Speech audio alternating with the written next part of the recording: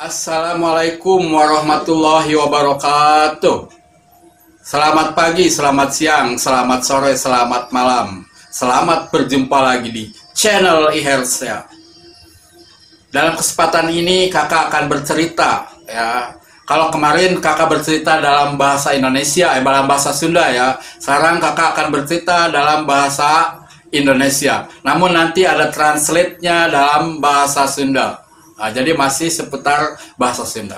Baiklah, akan mulai ceritanya.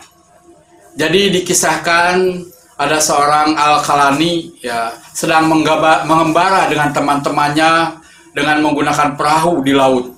Sedang asiknya mereka di laut, tiba-tiba ada badai datang. Badai tersebut sangat besar sekali sehingga semuanya berdoa ya pada Allah Subhanahu wa taala agar diselamatkan dalam perjalanan di lautan tersebut. Bagaimana dengan Al-Kalani? Al-Kalani pun ikut berdoa. Yang lain berjanji semua apabila diselamatkan dalam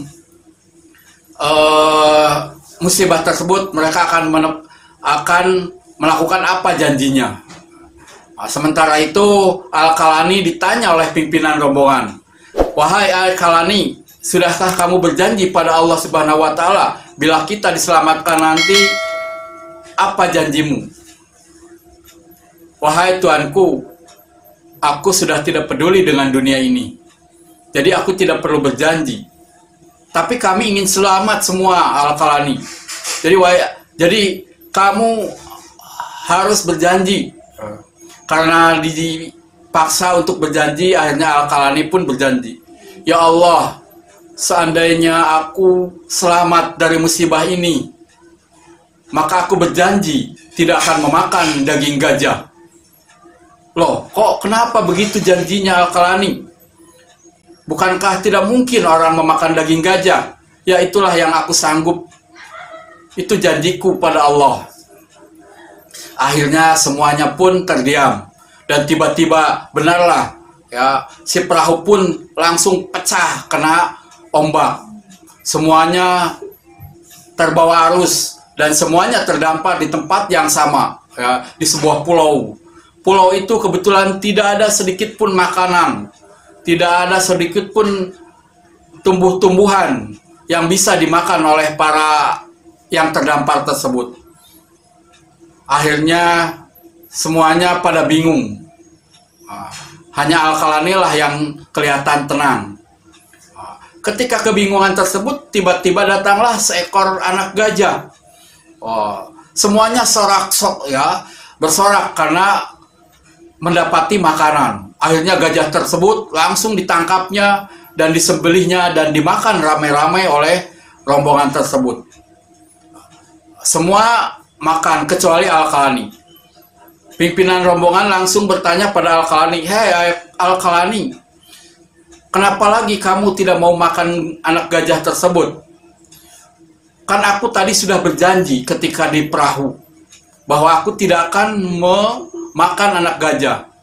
"Al-Kalani, sekarang kondisinya berbeda. Sekarang mendesak, kalau kita tidak makan, maka kita akan mati. Dalam kondisi seperti ini, maka janji boleh dibatalkan." Al-Kalani tetap bersikukuh pada pendiriannya. Dia tidak ingin mengingkari janjinya pada Allah ya. Akhirnya semuanya pun putus asa untuk memberitahu Al-Kalani. Semuanya langsung pada tidur. Ketika rombongan sedang tidur, Al-Kalani lah yang tidak tidur. Datanglah seekor gajah besar. Dan ternyata gajah itu adalah induknya dari anak gajah tadi yang disembelih oleh para rombongan. Induk gajah itu langsung melihat tulang belulang anaknya dan akhirnya dia menciumi satu persatu manusia yang sedang tertidur. Satu orang dicium, ternyata bau daging gajah anaknya itu. Akhirnya setelah itu langsung dia injak sampai orang tersebut mati. Yang kedua, begitupun semua dicium. Yang ketiga dicium juga. Yang keempat, semuanya dicium dan semuanya mati. Ya, karena tercium bau daging anaknya. Nah, yang terakhir giliran Al-Kalani, diciumannya oleh gajah itu Al-Kalani. Ternyata Al-Kalani tidak tercium bau daging gajah tersebut.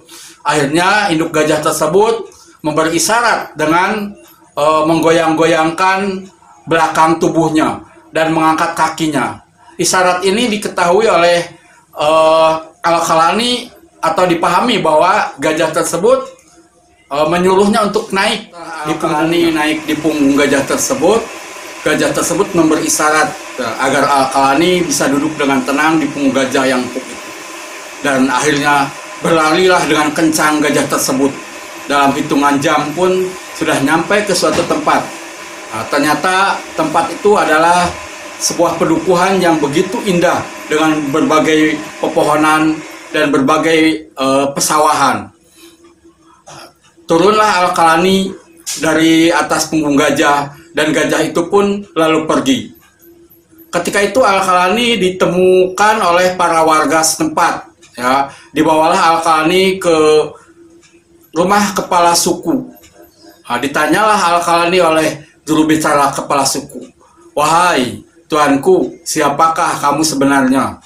Akhirnya Al-Kalani pun bercerita, ya, apa yang terjadi atau apa yang dialami dari mulai perahunya diombang-ambing oleh kapal sampai perahunya pecah dan sampai terdampar di sebuah pulau yang tanpa penghuni dan tanpa makanan sedikit pun. Semuanya terheran-heran dan terkagum-kagum dengan sikap Al-Kalani. Perlu diketahui oleh tuanku bahwa gajah tersebut membawa Tuan hanya dalam waktu beberapa jam saja atau dalam semalam saja. Sementara perjalanan itu kalau ditempuh ya, normal oleh manusia berjalan kaki itu bisa sampai 8 hari. Itu sungguh kekuasaan Allah, kata juru bicara kepala suku tersebut. Akhirnya Al-Kalani dibolehkan tinggal di sana dan kepala suku memberi pekerjaan Al-Kalani. Akhirnya Al-Kalani pun bekerja di tempat tersebut. Setelah mendapatkan bekal untuk pulang, Al-Kalani pun langsung pulang. Ya. Nah, itulah anak-anakku atau adik-adikku cerita tadi, ya. Ada hikmah di balik cerita tersebut, yaitu perhatikan, ya. Hikmahnya adalah orang yang tidak menepati janjinya adalah orang yang akan sengsara dan menderita. Ya, seperti yang terjadi pada diri teman-teman Al-Kalani. Oleh karena itu, janganlah mudah memberi janji.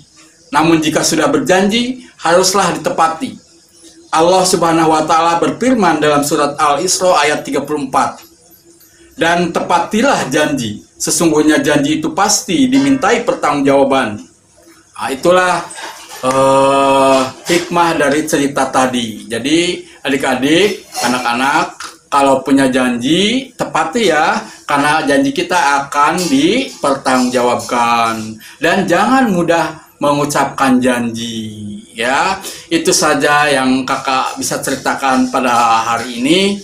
Mudah-mudahan ada manfaatnya.